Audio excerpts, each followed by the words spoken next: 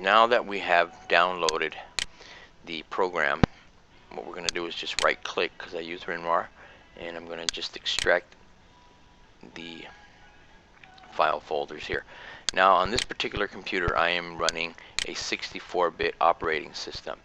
How do you know if you're running a 64-bit or a 32? Go to Start, Computer, then right click on it, select Properties, and you'll be able to see that it says 64-bit computer description. So that's how you know if you're running a 32 or a 64. Now I'm going to do the x64 and I'm going to install it. Also note that if you already have an antivirus program installed, or you have NOD32, any previous version, make sure you uninstall it before you install a newer version. That goes with any antivirus software that you may be having. You can't have more than one. I mean, it's like having two umbrellas in the rain. It's just not going to work. So we're going to go ahead and click Next. We're going to accept the agreement. We're going to use the typical recommended best settings. And I'm going to disable the Enable Threat Sense Net Early Warning System. There's really no need for it. And we're asked here to select an option. And it says Enable Detection of Potentially Unwanted Applications Disable. For the moment, I'm going to disable them. And we'll enable all this once we go for the patch. We're going to go ahead and click Install. This should take about a minute or two.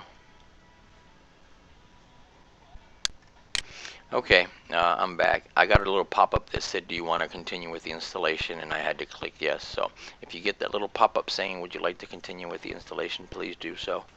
And we'll wait till it finishes compiling the data. Also, before I install the WinRar patch, we need to reboot, and I'll go ahead and explain to you. I'm going to have to take a screenshot before, actually, I want to do it on the boot up. Let me see, so it's all done, installing, yes? Okay. So what we're going to do now is we're going to look for WinRar fix. This basically, you'll see if you click on it, it'll say you first need to give it administrator privileges. That is done by right-clicking and selecting Run as Administrator. And it's going to say you want to go ahead and run this, say yes. Okay, and here it's going to tell you a few warnings if you have installed NOD32, right? Okay, don't even worry about any of this, because I assume you're doing a clean install, because I told you earlier that you had to uninstall it. So as you can see, you can't do anything, okay, because self-defense is active, and it'll tell you, it'll give you something to do. But what I'm going to do here is I'm going to go down over here to my taskbar, and I'm going to customize this real quick. I'm going to go ahead and make sure that this is always showing the ESET icon. As you can see, it's orange. What I'm going to do is double click on it, and I'm going to hit F5 on my keyboard. If it doesn't open like this, if you hit F5, that means that you don't have the F-lock on. The F-lock's normally in between the print screen file. It's the top row. It should be somewhere near F11. Okay, so what we have to do in order to apply the patch is disable. We're going to disable all three of these. Go in that order. And it says the computer is going to be needed to restart. We're just going to say OK. So as you can see here, your antivirus, anti-spyware. Then we're going to go over here, and we're going to disable this one up here, and then this one over here. Okay, the top one and the bottom one. And we're going to select OK. As you can see here, it's saying that your antivirus is not working fine. That's because we disabled it. Now, if we go back to the WinRar fix, you're going to see that you're going to be able to, oops, we need to run this as administrator. say yes. Oh, okay. What I need to do is reboot, so we're gonna have to do 2 reboots. Alright, so I'm gonna go ahead and pause this and compile this recording, and then I'll be right back after I reboot. Okay, I'm back, and as you can see here, I just got done rebooting. Now, as you can see down here, it's all red. So what we need to do is apply the NO.rar fix, version 1.4.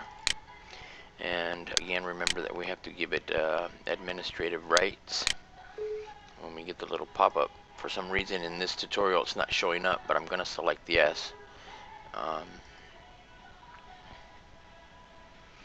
And as you can see now, I can select both of these options. They're no longer grayed out. Now once I apply fix-it, what's going to happen here is I'm going to get a 30-second warning message. Okay, and if I click it, it's going to force me to reboot. There's no way of getting out of there. So what I'm going to do is again pause this tutorial. Okay, and I'm going to hit the fix-it, but that's after I pause my tutorial so I can compile it and save it, or else I'm going to fail. So anyways, let's pretend I do hit it. Okay, and then we're going to come back and I'm going to show you how it's all been done. Sorry about that, but that's the only way I can see about getting around this. I'll be right back again. Okay, I'm back from my second reboot, and I managed to take a couple of screenshots of what happens after I apply the fix. As you can remember, I told you that once you hit fix it on the NO.rar fix, a pop-up will show up and it says, do you really want to apply the fix? Select yes, and then this is the force reboot that we're going to get a warning. It's actually 30 seconds, so it says that the computer is going to reboot in 30 seconds. Do not try to terminate this. So basically your computer is going to reboot, and it just did for me, and I'm back. Now what we want to do, okay, so we're going to go over here to our task manager here, task bar down here by the clock, and we're going to double click on the red icon, and we are going to, what we're going to do is just hit F5. Just the easiest way to get to the options that we need to enable. So up here it says antivirus and anti-spyware, and we're going to select yes to that, yes to this, and yes to this. We're going to check them all.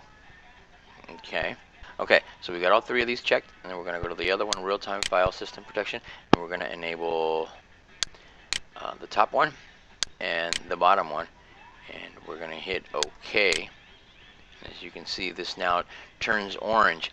It should turn green, but because I don't have my Windows updates, as you can see here,